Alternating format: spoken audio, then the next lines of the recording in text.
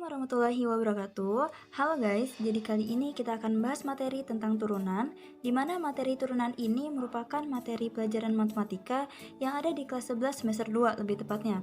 Jadi sebelum kita membahas rumus turunannya, turunan ini akan menyatakan bagaimanakah sebuah besaran berubah akibat adanya perubahan besaran yang lainnya. Langsung aja kita ke rumusnya ya. Jadi rumusnya, jika fx merupakan suatu fungsi, maka fungsi turunannya akan berumus f aksen x sama dengan limit h mendekati 0 fx plus h dikurang fx per h. Nah, jadi untuk materi turunan ini kita akan memakai rumus ini untuk mencari turunan suatu fungsi ya. Kita akan memakai rumus ini. Kita ulang lagi, rumus dari turunan suatu fungsi itu adalah f aksen x sama dengan limit h mendekati 0 fx plus h dikurang fx per h. Langsung aja kita langsung ke contohnya ya, biar langsung paham. Contoh yang pertama, misal ada fx merupakan suatu fungsi yang bernilai 4x, maka berapakah fungsi turunannya? Kita jawab. Sebelumnya kita lihat dulu nih dari rumusnya. Rumusnya itu dari rumus f aksen x ini memiliki 3 unsur. Ada fx plus h, ada fx, dan juga ada h. Nah, di sini fx udah jelas ya, kita di soalnya udah diketahui ini 4x. Terus h-nya ini kalau dalam rumus turunan itu akan selalu tetap sampai ntar akhir proses rumusnya akan selalu tetap h. Nah, berarti otomatis sisa ini dong yang kita belum ketahui. Jadi kita akan mencari ini dulu, fx plus h. Langsung aja kita tulis ya. Fx plus h sama dengan, tadi fx-nya berapa? 4x. Berarti fx plus h-nya 4, x-nya diganti sama x plus h. Berarti di sininya x plus h. Lalu kita kaliin dulu 4 kali x dan 4 kali h. 4 kali x, 4x. Ditambah 4 kali h, 4h. Nah, ketemu deh fx plus h-nya itu 4x plus 4h. Kita lihat lagi nih rumusnya. Fx plus h-nya udah diketahui. Fx-nya juga udah diketahui dari soalnya. H-nya tetap kan? Nah, jadi kita udah bisa langsung nyari fungsi turunannya. Ayo kita tulis rumusnya, tulis ulang dulu. F aksen x sama dengan, kita tulis dulu ya rumusnya. Limit h mendekati 0 fx plus h dikurang fx per h. Nah, jadi dalam matematika ini untuk penulisan limit yang seperti ini itu akan selalu ditulis sampai ke bawah-bawahnya, akan selalu ditulis selama masih proses mengolah rumus-rumusnya. Tapi kalau udah tinggal hasilnya, tinggal sama dengannya, itu limit ini nggak perlu ditulis lagi juga nggak apa-apa, langsung sama dengan aja. Jadi kita tulis ulang ya limitnya di bawahnya. Tulis ulang, limit h mendekati 0 fx plus h tadi udah diketahui berapa nih? 4x plus 4h. Kita tulis ya di sini, masukin 4x plus 4h dikurang fx-nya. Fx-nya tadi 4x, berarti dikurang 4x per h-nya tetap ya, h-nya tetap.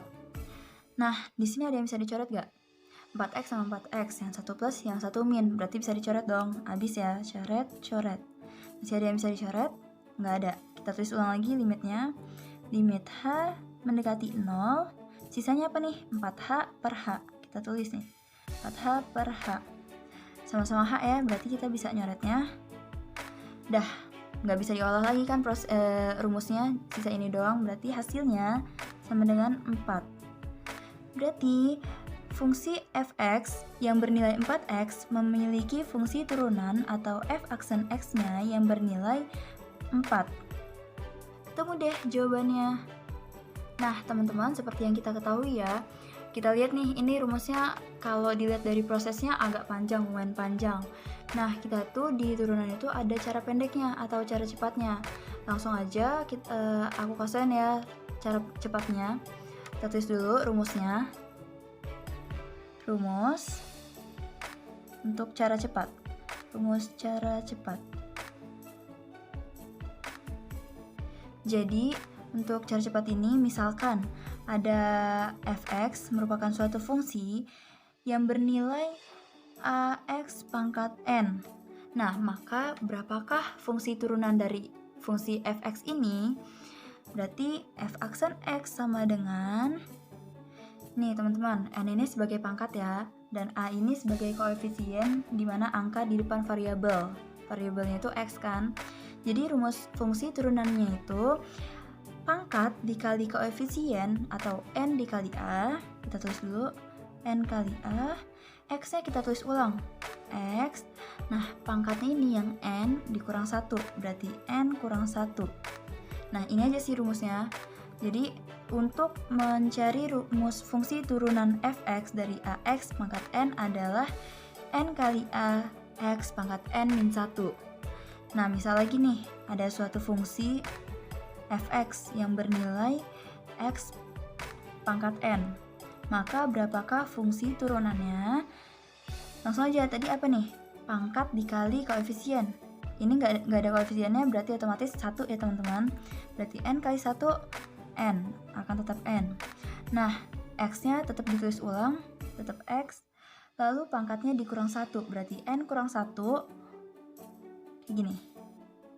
Nah, jadi untuk cara cepatnya kita akan menggunakan rumus ini selama mencari fungsi turunan. Kita akan selalu menggunakan ini. Jadi ini sebenarnya rumusnya mudah banget untuk dihafal atau dipahamin. Jadi kita langsung kasih contohnya aja biar lebih paham. Contoh nomor 1. Misal nih fx merupakan suatu fungsi. Kita tulis ya, fx merupakan suatu fungsi yang memiliki nilai 4x pangkat 3. 4x pangkat 3. Nah, berapakah fungsi turunannya atau fx aksennya, f aksen x-nya maksud saya? Langsung aja kita jawab ya teman-teman. Lebih baik kita tulis ulang nih rumusnya. Sebenarnya sih untuk yang udah hafal atau yang udah paham sama rumusnya itu akan gampang banget. Tapi karena kita untuk yang baru belajar nih, kita mending tulis ulang aja rumusnya biar lebih mudah untuk mengerjakannya. Kita tulis ulang dulu ya rumusnya teman-teman. F aksen x sama dengan n kali a. X-nya ditulis ulang, pangkatnya dikurang 1, n kurang 1. Tulis ulang lagi, f aksen x sama dengan n tadi sebagai apa sih teman-teman? Sebagai pangkatnya ya. Berarti di sini pangkatnya apa? Pangkatnya 3 dikali sama a. A ini saya bilang tadi koefisiennya ya. Berarti koefisien ini 4. Berarti 3 kali 4 sama dengan 12. X-nya diturunin aja ya. Maksud saya ditulis ulang aja. Berarti X tetap pangkatnya dikurang 1. Pangkatnya 3 dikurang 1 berarti 2. Nah, ketemu deh. Jadi untuk fungsi turunan dari fungsi 4x pangkat 3 itu memiliki fungsi turunan 12x pangkat 2. Nah, jadi teman-teman, untuk mencari fungsi turunan dari 4x pangkat 3 ini bakal sama aja kalau kita cari pakai rumus yang sebelumnya nih, yang panjang tadi. Nah, yang ini, f aksen x sama dengan limit h mendekati 0, fx plus h dikurang fx per h. Jadi itu sebenarnya bakal sama aja, tapi ya untuk mempermudah dan untuk mempersingkat waktu lebih baik pakai rumus ini. Dan saya saranin jika ada ujian, terutama kalau pilgan, lebih baik kita pakai cara cepat aja, jadi tidak membuang waktu, karena ini pendek banget kan, udah kelihatan banget nih, pendek banget ya caranya. Jadi lebih baik kalau pilgan kita mengerjakan fungsi turunannya pakai cara cepat aja. Kalau mau pakai yang cara panjang juga gak apa-apa sih, cuman saran aja.